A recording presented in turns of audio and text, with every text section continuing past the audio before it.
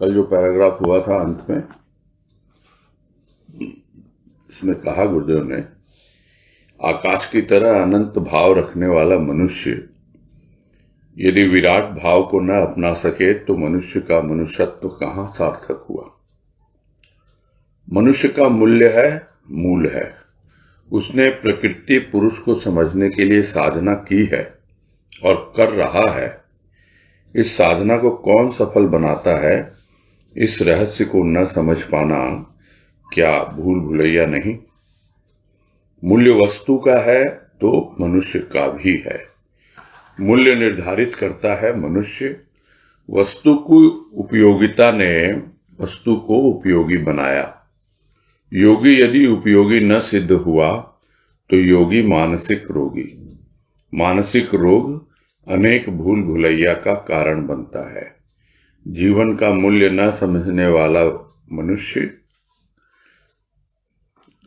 वाला मनुष्य जीवन से क्या लाभ उठा पाएगा।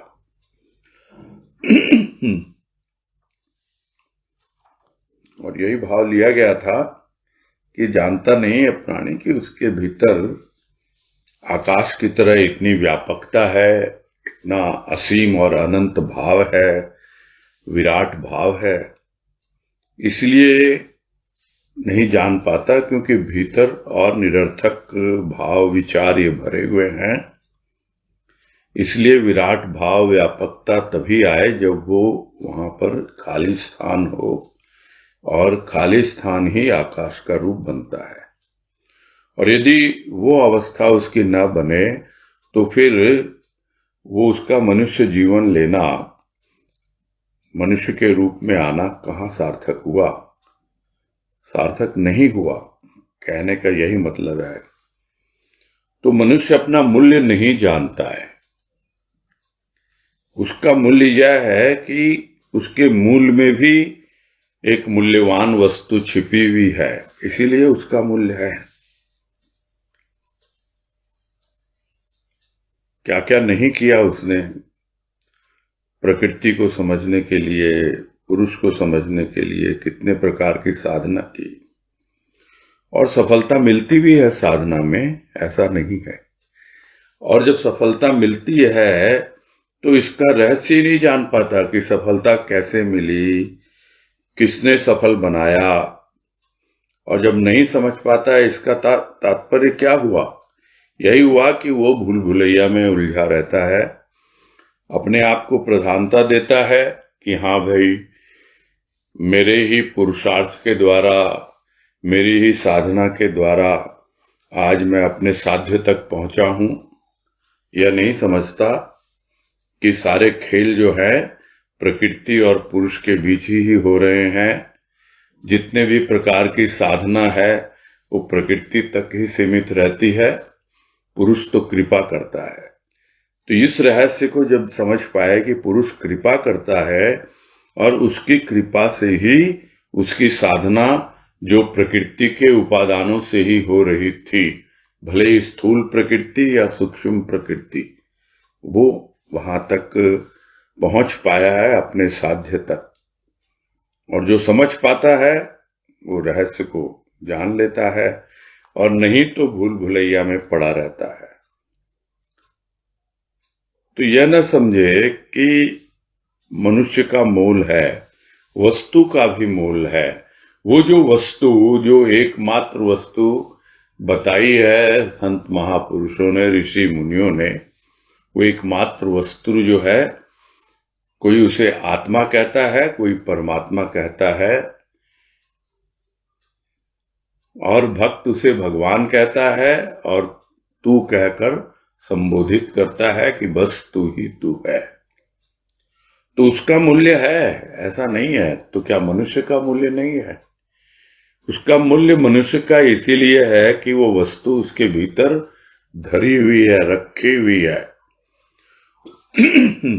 किसी बाहरी वस्तु का मूल्य निर्धारण करता है मनुष्य, उसी प्रकार अपने भीतर की वस्तु का भी मूल्य निर्धारण करता है मनुष्य। अपने जीवन के मोल को जब तक न समझे तब तक उसका जीवन ऐसे ही बेमोल बिकता रहता है, दूसरे विषय वासनाओं के हाथों। पूरा जीवन ऐसे ही व्यतीत हो जाता है। तो जब तक वो उस वस्तु की उपयोगिता को न समझे, उसको उपयोग में न लाए, यानी उसके भीतर है वो भगवान, और वो भगवान किस प्रकार से हमारे सब कार्यों का संचालन कर रहा है, स्थूल का सूक्ष्म का, उसका कितना मेरे जीवन में उपयोग है, कितना वो मेरे काम का है। तो जब तक हम उसे काम में नहीं लेंगे तब तक हम समझ नहीं पाएंगे। जैसे बाहर की वस्तु को हम सिर्फ सजाने के लिए रख दें और उसे काम में न लें तो वो सजावट का ही काम करेगी।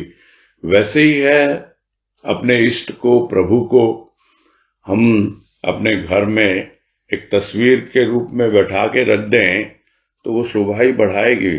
उसको काम में लेना, उसको हृदय में स्थापित करना प्रारंभ में, क्योंकि वो तो पहले से है विराजमान, हम उसको जान नहीं पा रहे हैं, तभी हम उसकी उपयोगिता नहीं समझ रहे हैं। तो जो योगी होते हैं वो अपने योग के द्वारा उसको उपयोगी मानते हैं, आगे बढ़ते हैं। किंतु फिर भी यदि वो योगी अन्य के लिए उपयोगी सिद्ध नहीं हुआ, यानी दूसरों के काम में नहीं आया, तो फिर वो अपनी साधना को यही समझेगा कि ये तो निरर्थक है, बेकार है ये। तो वो योगी जो है मानसिक रोगी बन जाएगा।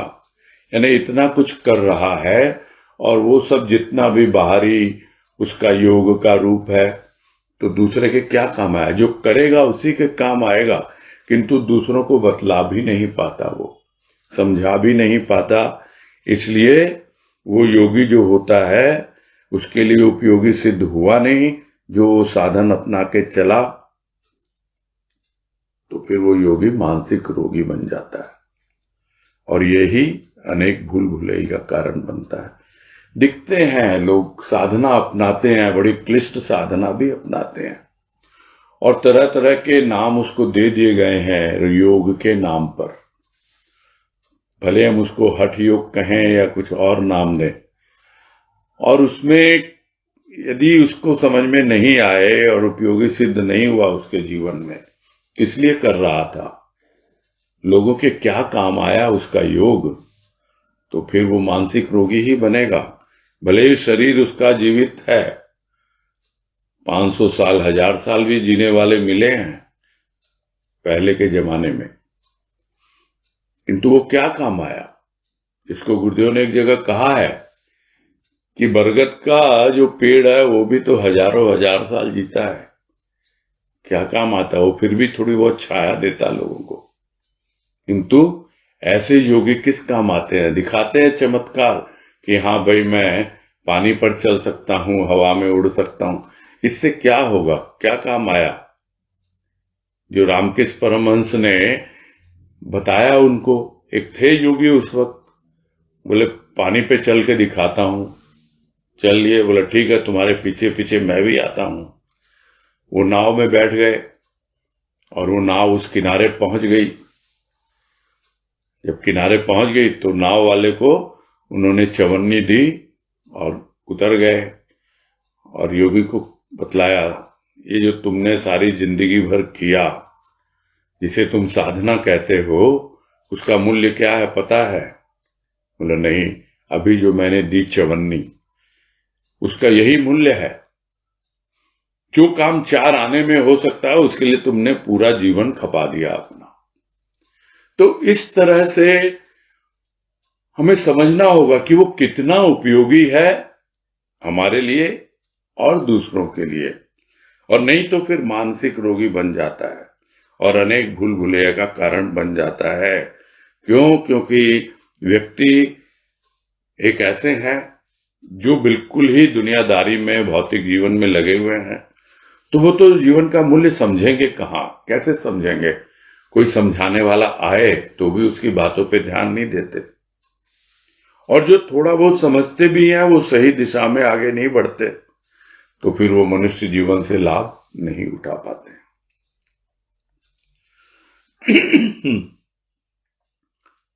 आज कह रहे हैं जीवन रक्षा प्रधान, किंतु केवल रक्षा में ही लगा रहा तथा उपयोगिता की ओर ध्यान न दिया तो यह रक्षा किस काम आई। वह वृक्ष जो फल फूल से रहित है, काष्ठवत ही दंडायमान है, उसकी रक्षा तो भूभार है। जब तक स्थित रहेगा रसा अर्थात पृथ्वी का रस यूं ही नष्ट करता रहेगा। वैसी ही अवस्था उस मनुष्य की भी है जिसने जीवन रक्षा को ही प्रधान माना है। वृक्ष पृथ्वी पर स्थित है तथा प्राणी भ्रमण करता है पृथ्वी पर, किंतु दोनों की ही रक्षा आकाश स्थित सूर्य चंद्र नक्षत्र तथा जल से है। आकाश स्थित बादल न बरसते तो ये महासमुद्र, ये नदियां, ये सरोवर, ये कूप केवल स्थल रूप में ही दृष्टिगोचर होते तथा पृथ्वी पर प्राणी तो क्या वृक्ष तक का पता न होता।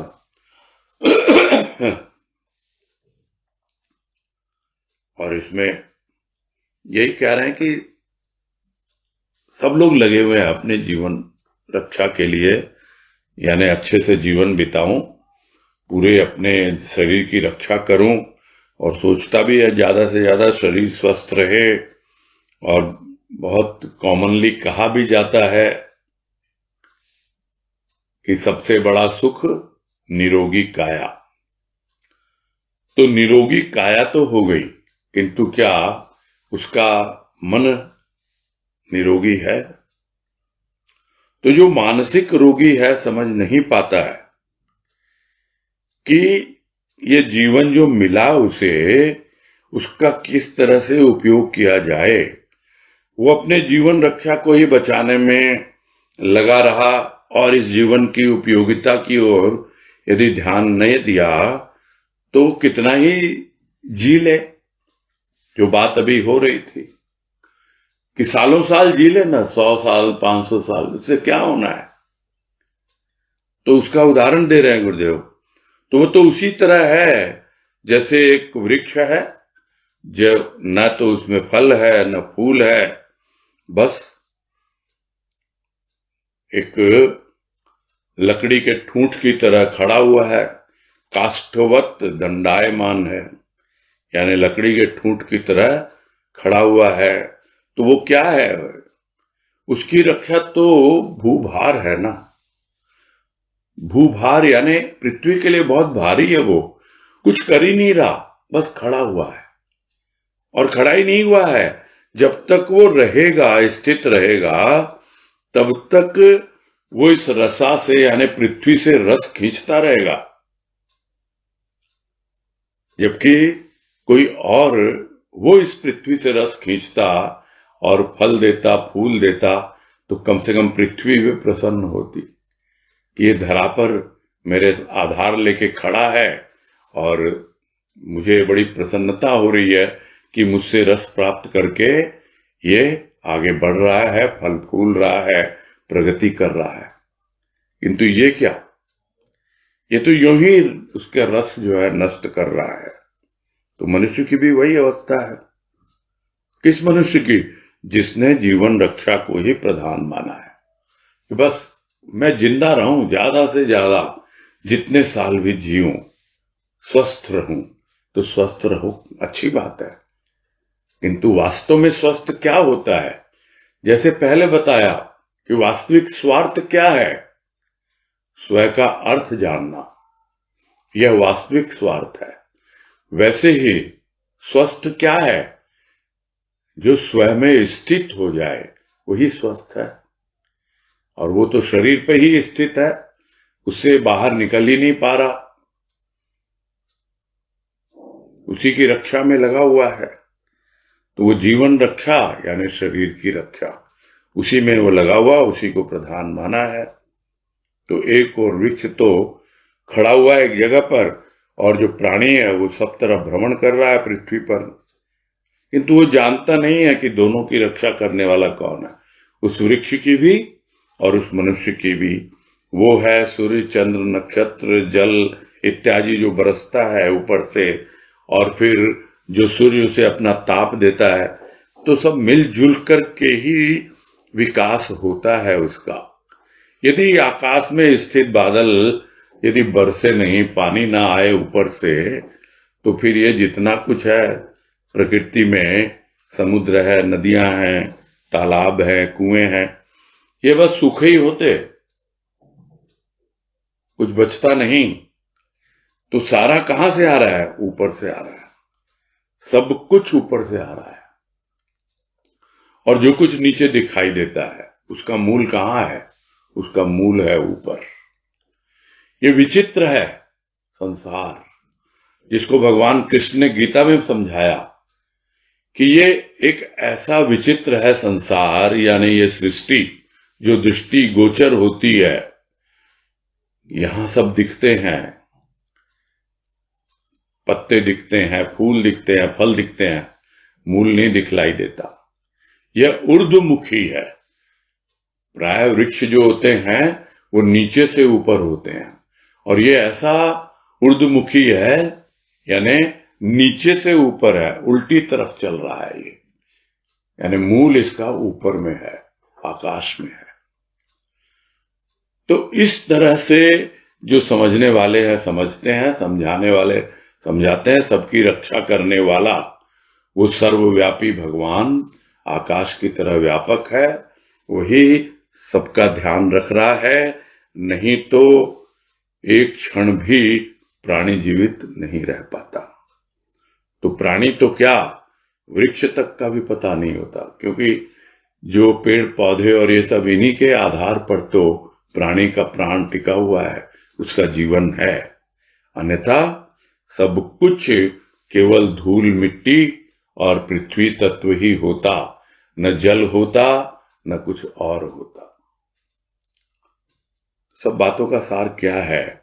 यह समझना है कि तुम्हारी रक्षा करने वाला कोई है। तुम अपनी रक्षा के लिए परेशान हो रहे हो और उसी को प्रधान मान बैठे हो। तो ऐसा जीवन तो इस पृथ्वी पर भार स्वरूप है। और एक वृक्ष का उदाहरण दिया जिसमें न फूल है, न पत्ते हैं, न फल है, न कुछ है, सूखा है बिल्कुल, और रस चूस रहा है धरती का, निरर्थक जीवन व्यतीत कर रहा है। वही हाल साधारण प्राणी का है। आगे कह रहे हैं, रक्षा के मूल को न समझना भी तो भूल है। जहां प्रकृति ने प्राणी को सजीवता दी है, वहां पुरुष ने प्राणी को पुरुषत्व का हिस्सेदार बनाया, और उसने कहा, मैंने प्रकृति बनाई तुम्हारे उपभोग के लिए, आनंद मनाओ, किंतु मुझे न भूलो, नहीं तो भटकते रह जाओगे प्रकृति के भूल भुलैया में। किंतु जिसने उस करुणामय को भुलाया तथा जीवन रक्षा को प्रधान माना, वह आज भी भूल भुलैया के चक्कर में फंसा तथा सृष्टिकर्ता को न जानता हुआ भी सृष्टि तथा सृष्टिकर्ता को अपशब्द कहने में ही लगा है।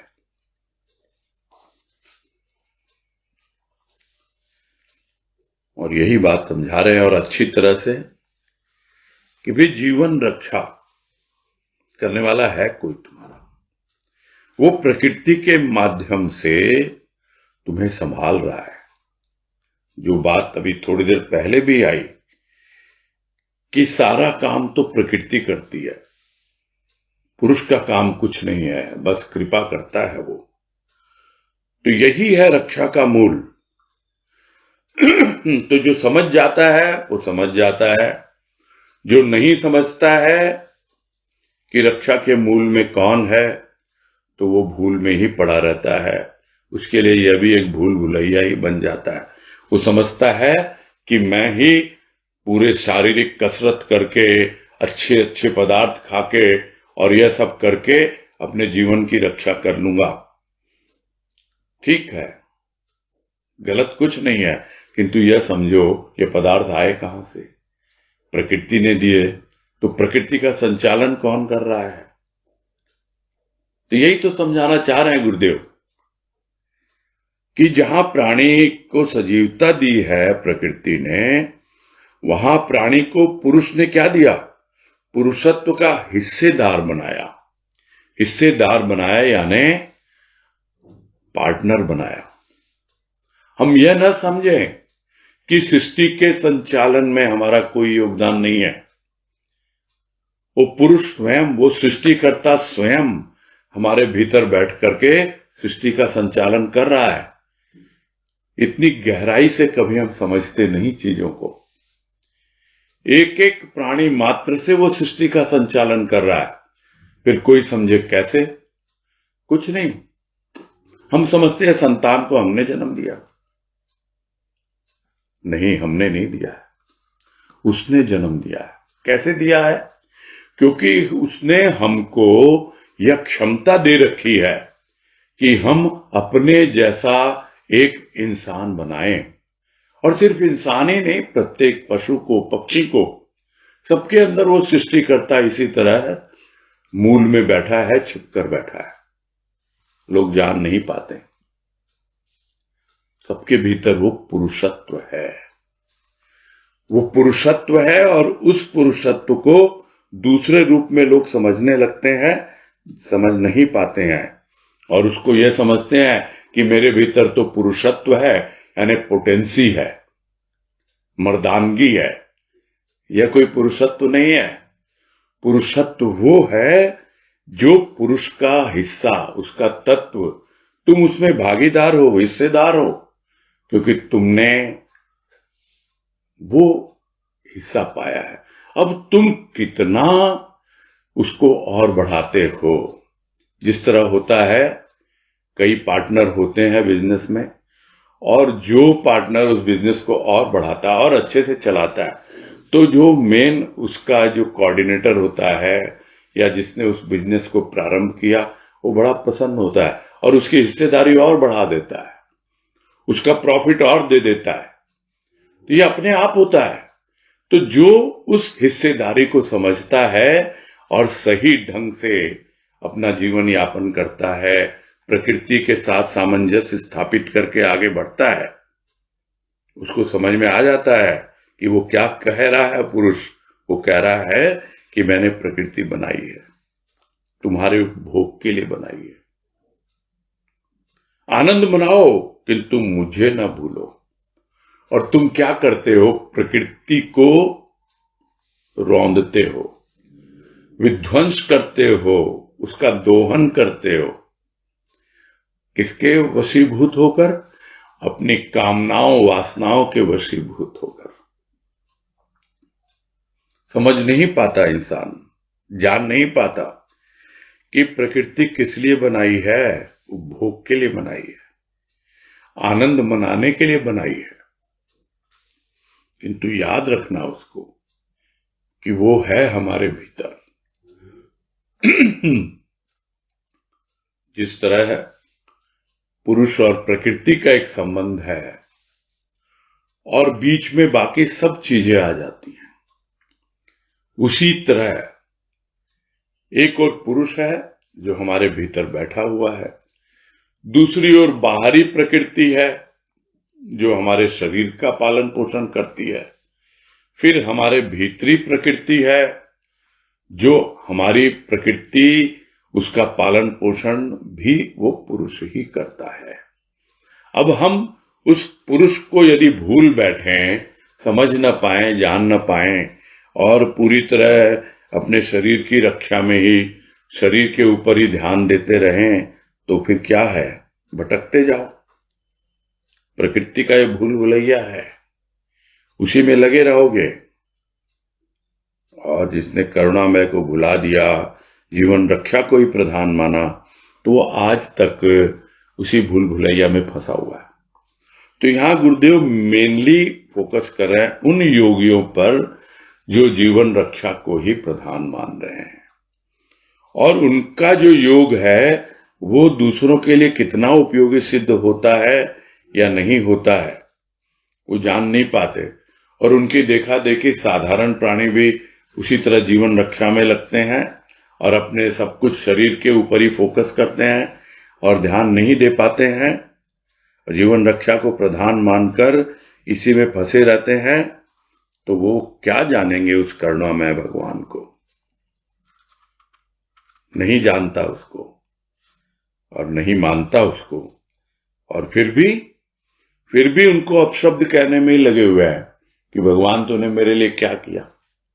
कुछ भी नहीं किया। और भी तरह तरह से इस सृष्टि को भी, यानी इस दुनिया को, क्या दुनिया बनाई है तुमने, किस तरह से, कितनी हालत खराब है, ये है, कुछ देखता ही नहीं है तू, तो कुछ करता ही नहीं है। अरे तुम तो करो, तुमको जो करना है, उसका काम वो जाने। तुम अपना काम समझो, अपनी जिम्मेदारी समझो कि तुमको मनुष्य का जीवन मिला है और तुम किस प्रकार से अपना जीवन व्यतीत कर रहे हो। नहीं तो किसी की बुराई करने में क्या जाता है, किंतु उससे भलाई सीखने में बहुत कुछ लगता है। और परमात्मा सृष्टिकर्ता, वो तो सबकी भलाई करने में लगा हुआ है, लेकिन लोग जानते नहीं है कि अगर कुछ बुराई हो भी रही है तो बुराई के पीछे कारण एकमात्र मनुष्य है, उसकी जीवन शैली है, और वो प्रकृति को समझ नहीं पा रहा। यही कारण है कि प्रकृति भी अपना रूप दिखलाती रहती है। आगे कह रहे हैं, जीवन भार यदि मनुष्य पहना न सका भाव का हार। स्थूल प्रकृति के कण कण में वो रस भरा है जिसकी मनुष्य कल्पना भी नहीं कर सकता। प्रकृति के उन रसों का अनुसंधान न कर मनुष्य संलग्न है विध्वंस के कणों को एकत्र करने में। विनाश की भावना मनुष्य में इतनी तीव्र क्यों है? शायद वह विनाश को ही विकास समझ रहा है। जहां मनुष्य ने साधना का आधार पकड़ा तथा साधना सफल हुई, तो मनुष्य ने उसे अर्थात साधना को अनिष्ट में लगाया। विश्वामित्र, रावण तथा दुर्वासा आदि का आख्यान इसके प्रमाण हैं। तो जीवन तो भार होगा ही। किसका? जो समझ ही नहीं पाता है कि जीवन क्यों मिला है, और जो समझता है जीवन क्यों मिला है, प्रभु की भक्ति के लिए, सुमिरन के लिए जो प्रकृति उसने दे रखी है, उसके साथ सामंजस्य स्थापित करके अपनी स्थूल प्रकृति, सूक्ष्म प्रकृति सबको समझते हुए, सबके भीतर अपने भाव विचार सुंदर सुंदर ढंग से आगे बढ़ाते हुए, इस तरह से जब मनुष्य जीवन जीता है तो वो उसे जीवन भार प्रतीत नहीं होता है। और जब छोटे छोटे भावों के पुष्प एकत्रित होते हैं और उसे प्रेम के सूत्र में गूंथता है और प्रेम के धागे में उन भावों को पिरो करके जब प्रभु के गले में वो माला अर्पित करता है, तो कितना हल्का फुल्का अनुभव करता है प्राणी।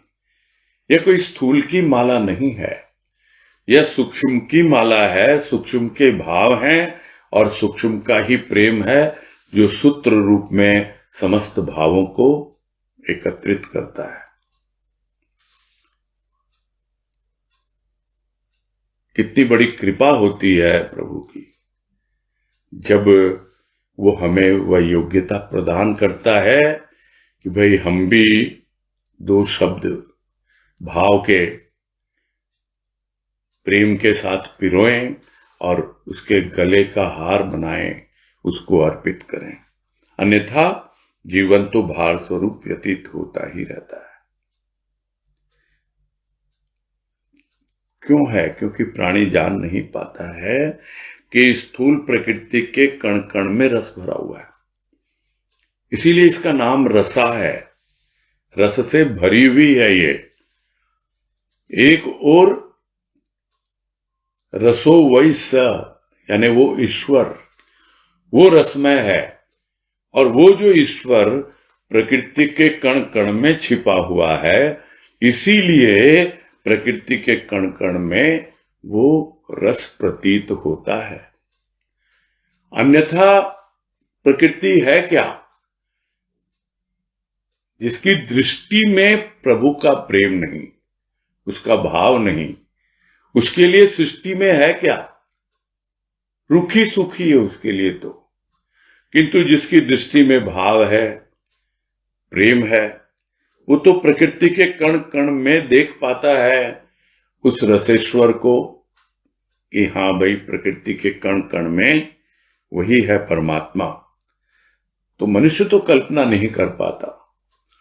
बड़े विरले होते हैं जिनको इस तरह की अनुभूति हो। और यहां गुरुदेव अपना अनुभव लिख रहे हैं कि प्रकृति के कण कण में वो रस भरा है, किंतु मनुष्य उसकी कल्पना भी नहीं कर पाता।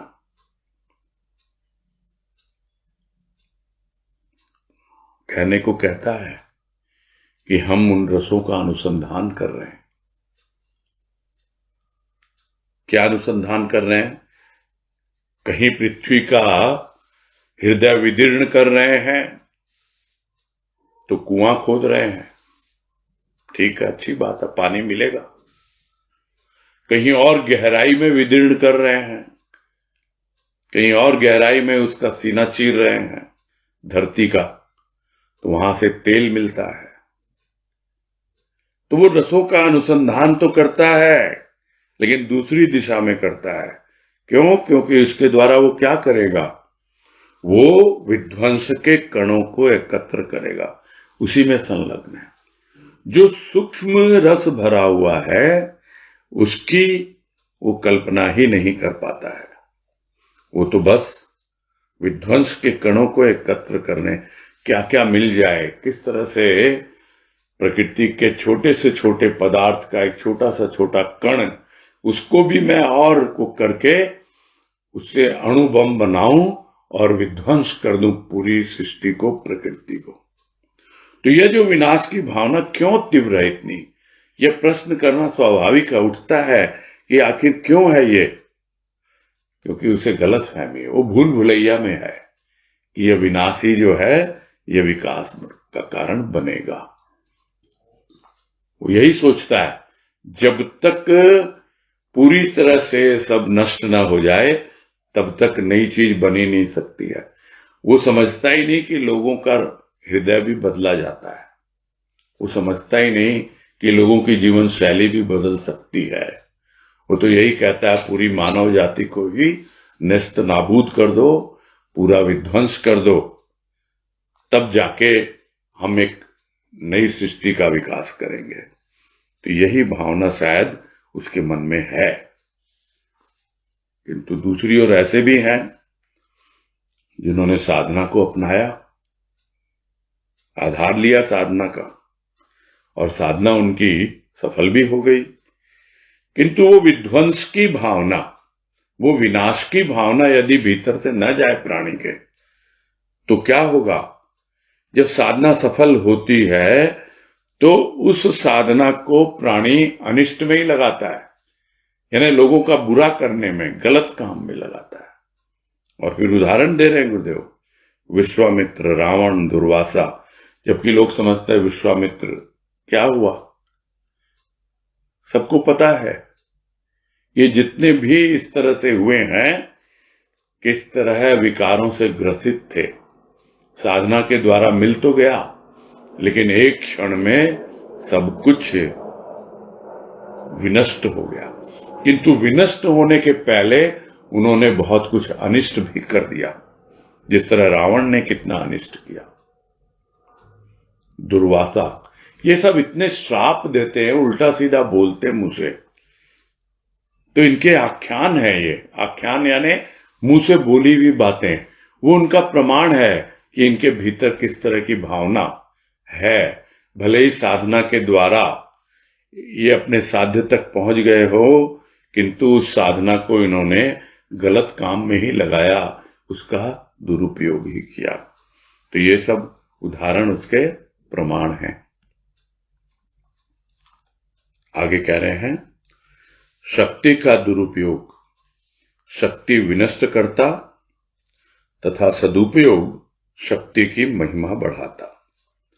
यह घटाना और बढ़ाना किस काम आया यदि मनुष्य जान न पाया कि प्रकृति के खेल अनंत हैं। यह अनंत की है, किसी व्यक्ति विशेष की नहीं। अवतारी आए, सदाचारी आए, खेल कर अनंत में लीन हो गए, विलीन हो गए। आए वे भी जिन्होंने सताया जीव मात्र को, किंतु सताया ही, सत्य को न पाया। साधना दोनों ने की, एक ने कल्याण की भावना को भाव में प्रसारित किया तथा दूसरे ने अनिष्ट तथा विनष्ट को अपनाया। इष्ट दोनों के थे, कुछ कर गए, कुछ हो गया इष्ट अनिष्ट, किंतु यह स्थूल तथा सूक्ष्म प्रकृति ज्यों की त्यों है। यह भी तो भूल भुलैया ही है ना, कि दोनों का किया कराया उनकी ख्याति तथा कुख्याति का कारण बना। प्रकृति का उपयोग तथा उपभोग भी दोनों ने किया, किंतु साधारण जन की बातों का वे दोनों विषय बन गए। किसी महायोगी ने कहा था, मम माया दुरत्यया। ठीक ही है, प्रकृति के खेल को जानना साधारण कार्य नहीं। और इसमें यही समझा रहे हैं गुरुदेव कि दो रूप हैं शक्ति के। शक्ति आ जाती है साधना के द्वारा, एक है उसका सदुपयोग, एक है दुरुपयोग। जब प्राणी उस शक्ति का सदुपयोग करता है तो शक्ति और बढ़ती है, शक्ति की महिमा बढ़ती है, और जब उसका दुरुपयोग करता है तो वो शक्ति घटती है अपने आप, मालूम ही नहीं पड़ता। गुरुदेव की बड़ी प्रसिद्ध वाणी है जिसके द्वारा हम इस बात को और अच्छे से समझ पाएंगे, जिसमें वो कहते हैं, भक्ति की शक्ति भक्त जाने या भगवान, अन्य अन्न को भजते हैं, शरीर यूं ही तजते हैं। तो अक्सर हम ये सोचते हैं इस वाणी से कि अन्य जो है वो बस अन्न को भजने में ही लगे हुए हैं, किंतु ऐसे भी भक्त देखे गए हैं जो भक्ति की शक्ति तो जानते हैं, किंतु उसका सदुपयोग करने के बजाय उसका दुरुपयोग करते हैं, गलत कामों में लगाते हैं। यानी वो भी अन्न को भजने में लग गए। उन्होंने भक्ति को लगा दिया स्थूल जीवन में, स्थूल में ही पूरी अपनी शक्ति उसका अपव्यय कर दिया। वो समझ नहीं पाते कि यह जो भी शक्ति उनकी है, जो भक्ति के द्वारा या साधना के द्वारा मिली है उन्हें भगवान की कृपा से, वो उसकी महिमा नहीं बढ़ा रहे। क्यों? क्योंकि वो उसका दुरुपयोग कर रहे हैं। अन्य के लिए करें तो करें, अपने आप हो, दिखाने की क्या आवश्यकता। ये दिखाना अहंकार ही बढ़ाता है, तो सूक्ष्म में भी दुरुपयोग हो रहा है और स्थूल में तो हो ही रहा है। भक्त जान नहीं पाते इस बात को। अक्सर कहा जाता है, सुना भी होगा आपने, एक आध बहन ने प्रश्न भी किया था चर्चा में, जो ये 1 बजे वाली सत्संग, भैया आप कहते हैं कि जो प्रेम और भाव उसकी कृपा से मिला है हमें, हम अवगत हो रहे हैं, उससे समझ रहे हैं, फिर आप कहते हो कि इसको भौतिक जीवन में हमें खर्च नहीं करना है। वो उसका दुरुपयोग हो जाता है, तब वो घट जाता है। ये हम समझ नहीं पाते हैं, क्योंकि वो हमारी भक्ति को बढ़ाना है, उससे वो शक्ति हमें दे रहा है, हमें और पुष्ट करने के लिए है और आगे बढ़ाने के लिए है। तो एक और शक्ति का दुरुपयोग है तो वो शक्ति विनष्ट होती है उससे, और जब सदुपयोग करता है तो शक्ति की महिमा बढ़ती है। तो ये घटाना बढ़ाना चलता रहेगा। कैसे चलेगा? समझ में आना चाहिए कि हम सदुपयोग कर रहे हैं कि दुरुपयोग कर रहे हैं। लेकिन किस काम आया ये समझा हुआ आपने जाना ही नहीं कि क्या प्रकृति के खेल हैं। प्रकृति से प्रेरित होकर भीतर में कुछ ऐसी भावना आई आपकी और आपने उस शक्ति का दुरुपयोग कर डाला। यह प्रकृति का खेल है। समझ नहीं पाता प्राणी कि किस प्रकार से अभी भी मैं प्रकृति के खेलों में उलझा हुआ हूं। और यह बात कल परसों भी आई कि प्रकृति अपना हिसाब लेती ही लेती है, भले ही हम उसे समझ पाएं या न समझ पाएं। तो खेल अनंत है प्रकृति के। क्यों अनंत है? क्योंकि यह अनंत की प्रकृति है, किसी व्यक्ति विशेष की नहीं है कि हाँ मेरे पास इतनी शक्ति आ गई तो मैं कुछ भी कर लूं। कुछ उल्टा सीधा करने जाते भी हैं लोग प्रकृति के विरुद्ध, तो उसका उनको खामियाजा भुगतना ही पड़ता है, क्योंकि यह अनंत की है। यह प्रकृति किसी व्यक्ति विशेष की नहीं है। सब तरह के लोग आए हैं यहाँ इस धरा पर, अवतारी भी आए हैं और जिन्होंने शुद्ध सत्य पर आधारित अपना आचरण किया, सदाचारी भी आए हैं। सब आए हैं, आए अपना खेले प्रकृति के साथ और अनंत में लीन हो गए।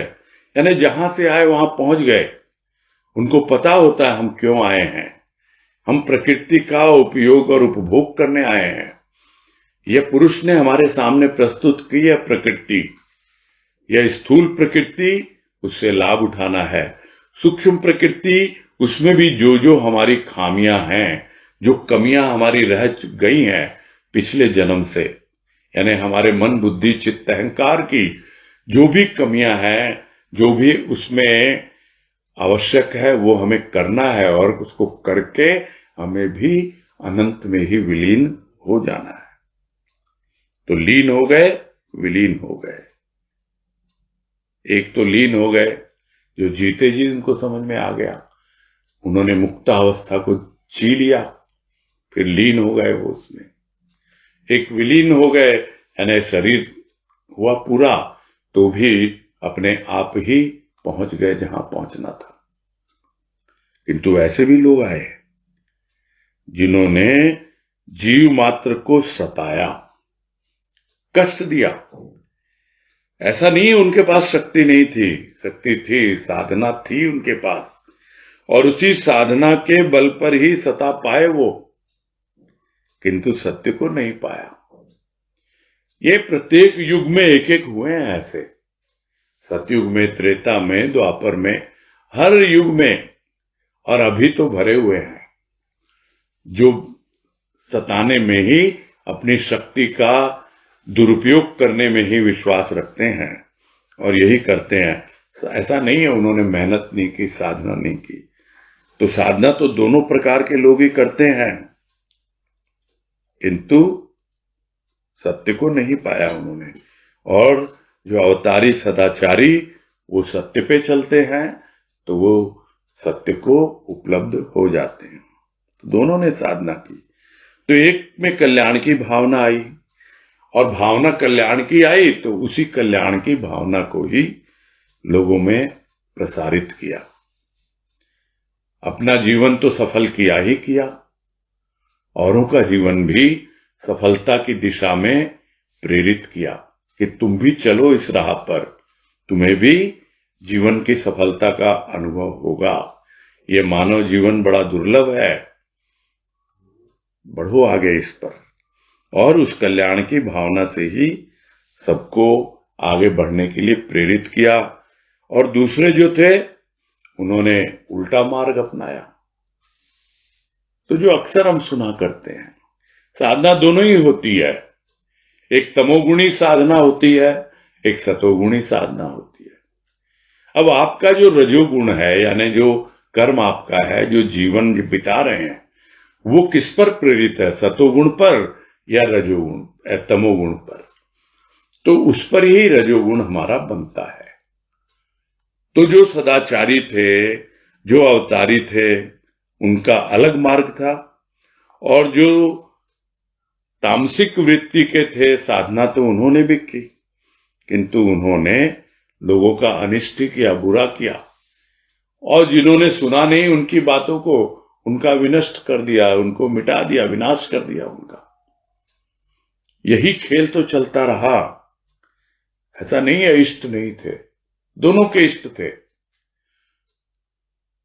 अपने अपने इष्ट थे। एक का भाव तमोगुणी था और एक का सतोगुणी था, यही अंतर। तो कुछ कर गए, कुछ हो गया, इष्ट अनिष्ट, तो ये चलता रहा अब तक। यही है खेल प्रकृति के। समझ नहीं पाया प्राणी कि मैं तो अपना खेल करके जा रहा हूं, अच्छा कर रहा हूं, बुरा कर रहा हूं, उससे क्या होगा? प्रकृति पर कोई फर्क पड़ता है? प्रकृति तो फिर अपने आप को सुधार लेती है फिर से, और नहीं तो वो मनुष्य को सुधार देती है कि देख तूने मेरे साथ ऐसा किया, यही इसका प्रतिफल है। तो वैसे की वैसी है प्रकृति, तो स्थूल प्रकृति भी और सूक्ष्म प्रकृति भी। तो अपनी समझ में बहुत कुछ किया, लेकिन वो कितना कर पाए? थोड़ा सा हिस्सा। प्रकृति तो इतनी सर्वव्यापी है, क्यों? क्योंकि वो सर्वव्यापी अनंत असीम पुरुष। तो वो सर्वव्यापी प्रकृति, सर्वव्यापी, वो क्या अनिष्ट करेंगे किसका? प्रकृति तो वैसी की वैसी रहती है, कुछ लोगों का अनिष्ट करके, क्योंकि उनकी सूक्ष्म प्रकृति में ही अनिष्ट करने की भावना है, इसलिए अनिष्ट करते हैं। अब पता नहीं उनका अभिष्ट क्या है, वो क्या चाहते हैं, क्या उपलब्ध करना चाहते हैं, और उसी के लिए वो साधना करते हैं। साधना करते हैं तो सबसे बड़ी समस्या वो है अहंकार की। सब कुछ सध जाता है, साधना पूर्ण हो जाती है, अहंकार नहीं संभल में आता। इसी कारण समझ नहीं पाता प्राणी कि वास्तव में जो मेरी साधना है उसका क्या रूप बन रहा है। वो न चाहते हुए भी अनिष्ट कर बैठता है, किसी और का नहीं तो अपने स्वयं का। और वो अनिष्ट इतना ही है कि जो उसे शक्ति मिली साधना के द्वारा, आध्यात्मिक शक्ति, वो उसका क्षय होने लगता है। तो प्रकृति को कोई फर्क नहीं पड़ता, प्रकृति तो ज्यों की त्यों रहती है, स्थूल प्रकृति भी और सूक्ष्म प्रकृति भी। तो यह भी तो भूल भुलैया ही है ना,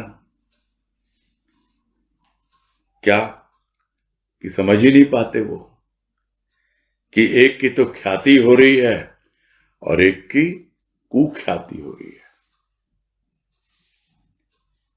अब ऐसे लोग भी हैं जो इस बात पे विश्वास रखते हैं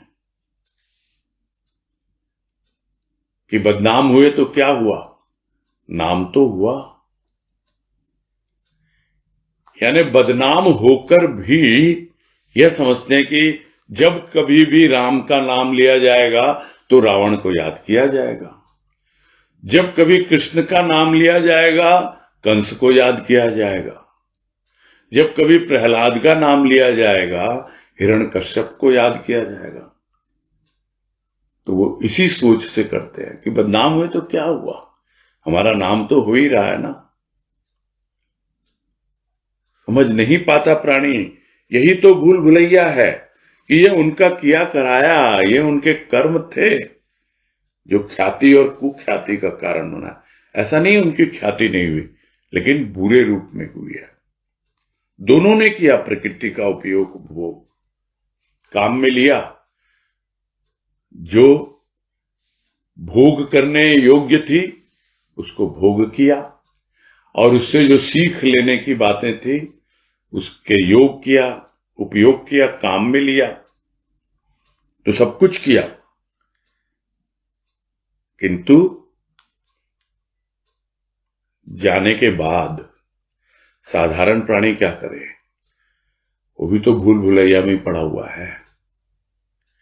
वो दोनों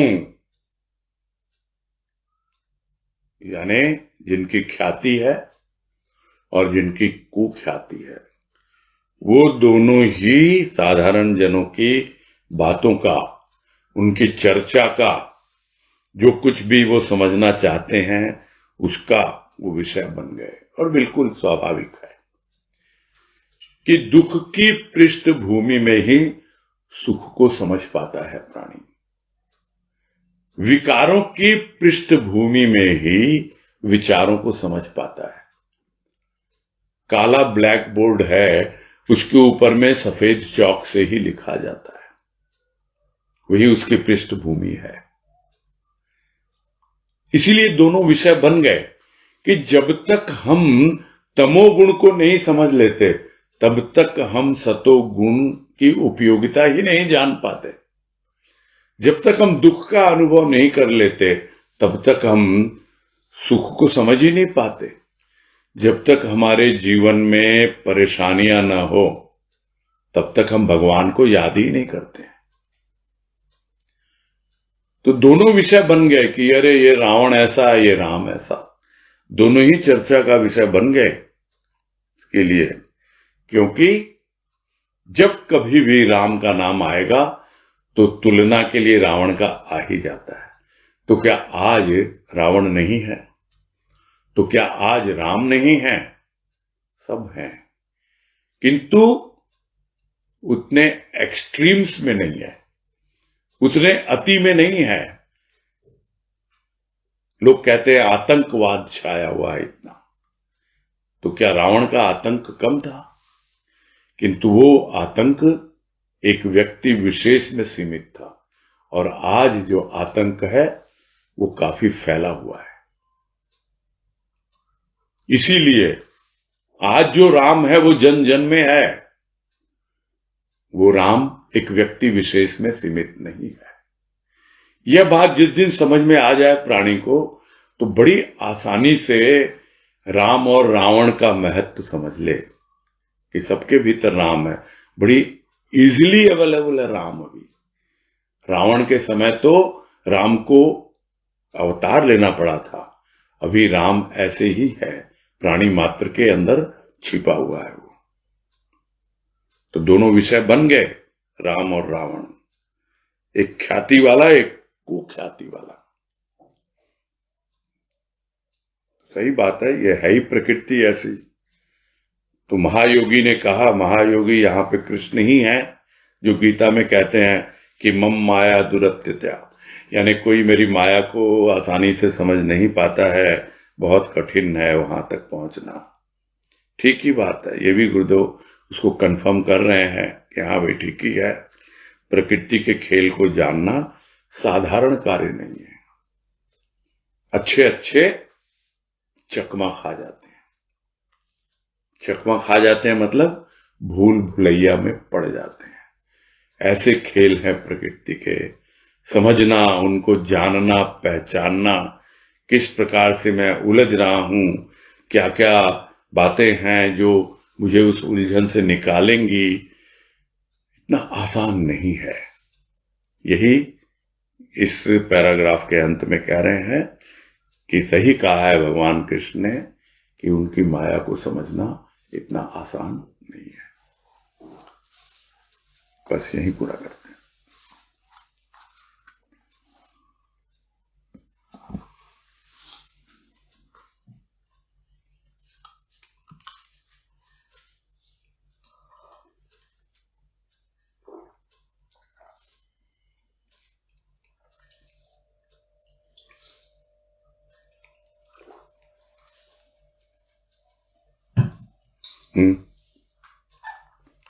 अजय बंस बोलिए। हाँ भैया प्रणाम। हाँ नमस्कार, बोलिए। ये बात आई थी कि जो भी साधना कर रहे हैं उससे उपयोगी होना है, तो उपयोगी से क्या मतलब है और किसके लिए उपयोगी होना है? आपके स्थूल और सूक्ष्म दोनों प्रकृति के लिए उपयोगी होना है।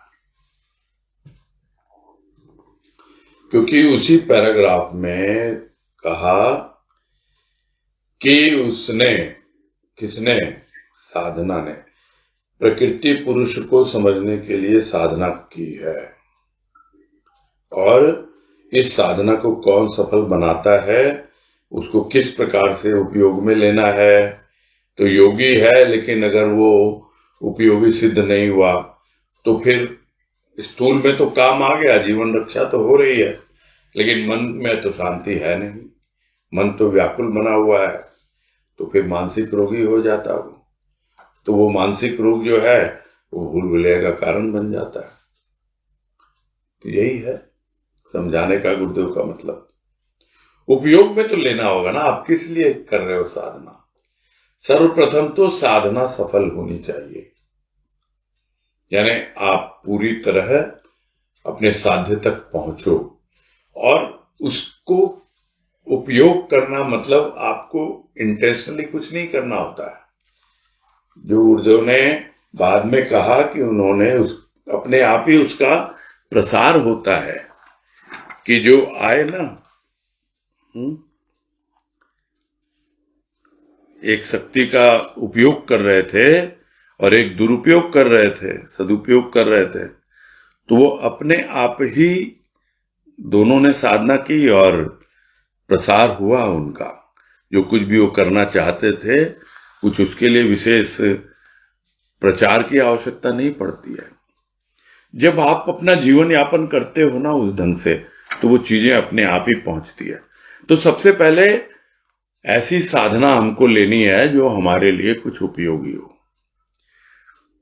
ठीक है, शरीर के लिए शरीर की साधना है और मन के लिए मन की साधना है, यानी स्थूल प्रकृति और सूक्ष्म प्रकृति दोनों की अलग अलग प्रकार की साधना होती है, और उसको अपने आप ही वो हमारे उपयोग में आएगी।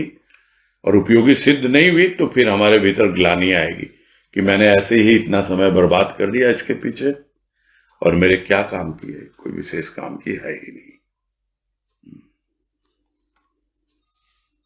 हाँ भैया, हरिओम। हाँ, हरिओम।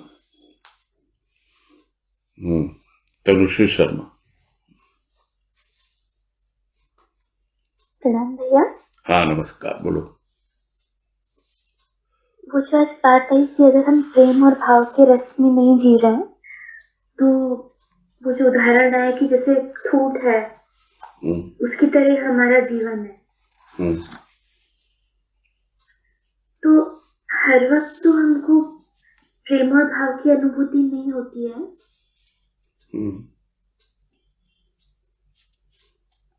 और मतलब कुछ विशेष हमको समझ भी नहीं आता किस तरह से हम वो अनुभूति लाएं। आप उससे जुड़े रहो ना, मूल से जो जुड़ा रहता है अपने आप ही उसको रस मिलता रहता है। इसलिए उसका उदाहरण लिया है पेड़ का, कि जो मूल से जुड़ा हुआ रहता है अपने आप ही उसको भीतर से रस मिलता रहता है, और अपने आप ही उसका विकास होता रहता है। और नहीं तो जो शरीर की रक्षा में लगे हुए हैं, जीवन रक्षा को ही प्रधान मान बैठा है जो प्राणी, तो वो तो ऐसा ही जीवन है उसका, बस ठीक है, एक ठूंठ की तरह है, खड़ा हुआ है बस, और कुछ है थोड़ी। वो खड़ा हुआ है और प्राणी चल फिर रहा है, इतना सही तो फर्क है, और कोई अंतर नहीं है। तो जिस तरह वो पेड़ जो है वो पूरी पृथ्वी का रस चूस रहा है, वैसे ही प्राणी क्या कर रहा है, पृथ्वी का भार बना हुआ है, कुछ उसको लाभ ही नहीं है। तो आप उससे जुड़े हुए हो, उस मूल से समझ में आना चाहिए, और अपने आप ही फिर आप रस से भरे रहोगे। कम ज्यादा वो अलग बात है, किस किस रूपों में वो आता है, किस किस रूपों में अनुभव मिलते हैं, वो एक दिन में तो नहीं वो अनुभूति हो जाती है, आपको समय लगता है। साधना के बड़े सोपान है, सीढ़ियां हैं, चढ़ना पड़ता है एक एक करके, एक एक करके। तो जितना भी पकड़ में आ रहा है, समझ में आ रहा है, अनुभव में आ रहा है, बस उसको व्यर्थ न गंवाएं, उसको और बढ़ाएं। यही कह रहे हैं कि वही उसका सदुपयोग है, तब आपकी शक्ति बढ़ेगी और यदि आप दुरुपयोग करोगे उसका, जो भी थोड़ा बहुत है, तो फिर वो शक्ति जो है वो विनष्ट हो जाती है। अच्छा। ठीक। एक ये छोटा सा डाउट था भैया कि इससे मूल से जुड़े हुए तो हम हैं, तो क्या सत्संग और चिंतन मनन या उसका भजन सुमिरन ये सब हमको मतलब मूल का रस हमारे भीतर पहुंचाता है, ये मतलब है? हाँ, रस तो वो ठूंठ भी तो ले ही रहा है रस। अच्छा। लेकिन उस पल्लवित नहीं है ना, वो कोई फल फूल नहीं है उसमें। हाँ, बस यही फर्क है और कुछ नहीं है। जो जुड़ता है, समझ में आता है और उसका विकास होता है जीवन का, खुद भी उसका जीवन सफल होता है और दूसरों के काम भी आता है वो। ठीक है। ठीक है, हरिओम, प्रणाम। हाँ, हरिओम। समय तो हो गया है, फिर भी चलो संक्षेप में करेंगे। पूनम अग्रवाल को देना।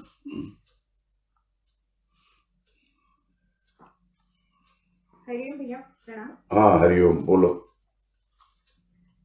भैया ये जो पैराग्राफ है ना, शक्ति का दुरुपयोग शक्ति विनष्ट करता तथा सदुपयोग शक्ति की महिमा बढ़ाता है। हाँ जी।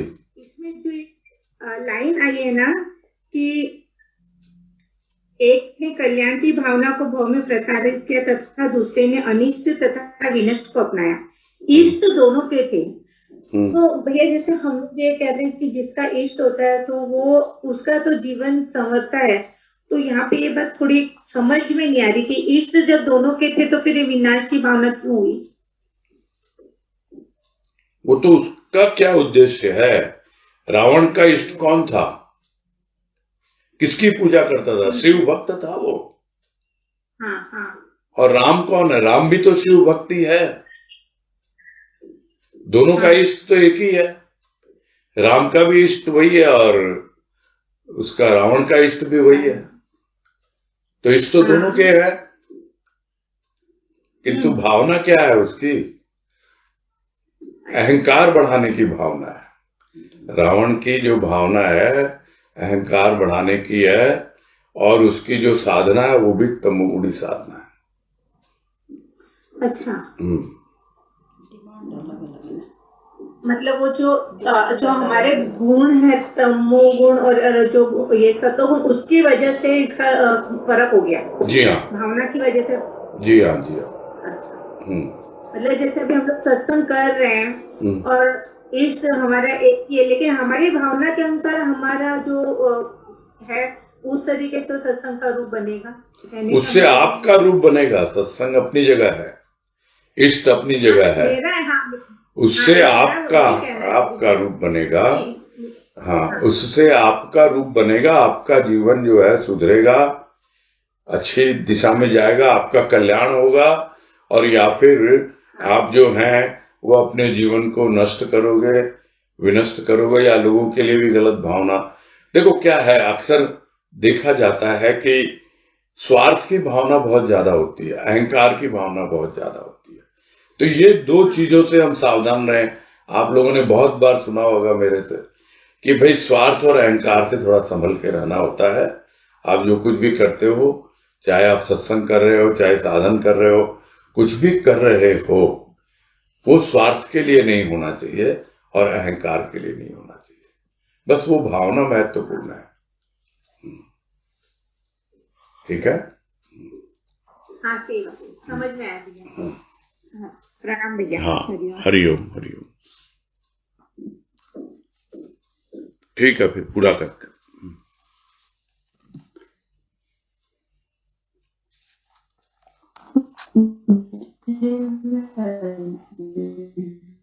हरिओम है जी। हाँ, हरिओम, हरिओम। हाँ, हरिओम। सबको हरिओम। प्रणाम भैया।